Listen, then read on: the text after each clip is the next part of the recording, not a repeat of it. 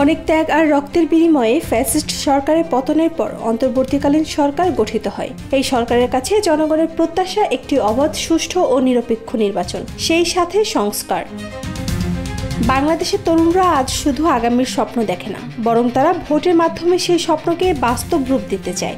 আসন্ন জাতীয় নির্বাচন সামনে রেখে তরুণ ভোটারদের চাওয়া এবং কেমন দেশ চাই তা নিয়ে তাদের মতামত ব্যক্ত করেছেন। নতুন ভোটার হিসেবে আমি চাই যে সুষ্ঠু একটা নির্বাচন হোক এবং সুষ্ঠু নির্বাচনের মাধ্যমে একটা গণতান্ত্রিক সরকার বাংলাদেশে আসুক। এবং এই নতুন সরকারের কাছে আমার প্রত্যাশা হচ্ছে বিগত সরকারের মতো যে বহির্বিশ্বের সাথে যে গোপন চুক্তি, সেই চুক্তিগুলো আসলে থাকা প্রয়োজন নাই। আমাদের বহির্বিশ্বের সাথে চুক্তি হবে, সেগুলো বাংলাদেশের জনগণ দেখবে এবং বাংলাদেশের জনগণ বুঝবে যে এই চুক্তির প্রয়োজন আছে কি নাই। আমি চাই যে সমতার ভিত্তিতে যে নতুন সরকার আসুক, সেই সরকার জনগণের বন্ধু হয়ে থাকুক। মানুষের যে প্রথম যে অধিকারটা, ভোটাধিকার, একজন মানুষ যখন পূর্ণবয়স্ক হয় তার যে রাজনৈতিক এবং রাষ্ট্রীয় যে অধিকার, ভোটে দেওয়ার যে অধিকারটা, সেই অধিকারটা যেন মানুষ without any hesitation, political pressure, রাজনৈতিক কোনো ধরনের প্রেশার ছাড়া যেন সে নিজের মতো করে একটা প্রার্থীকে সে পছন্দ করে এবং তাকে ভোট দিতে পারে।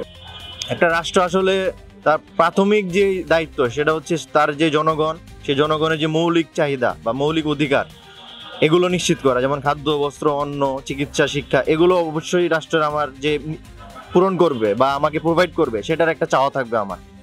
এরপর আসবে আমার যে বাকস্বাধীনতা, যে বাকস্বাধীনতার ইস্যুতে পুরো একটা রেজিমের পতন ঘটলো, ফ্যাসিবাদী আওয়ামী লীগের পতন ঘটলো, সেই বাকস্বাধীনতা যেন আগামী সরকার নিশ্চিত করে। তরুণদের চাওয়া আলাদা হলেও একটি জায়গায় সবাই একমত, তারা চায় স্বচ্ছতা, সমান সুযোগ ও একটি নিরাপদ ভবিষ্যৎ। আর সেই ভবিষ্যৎ গড়ার এক হাতিয়ার হলো সুষ্ঠু ভোটাধিকার।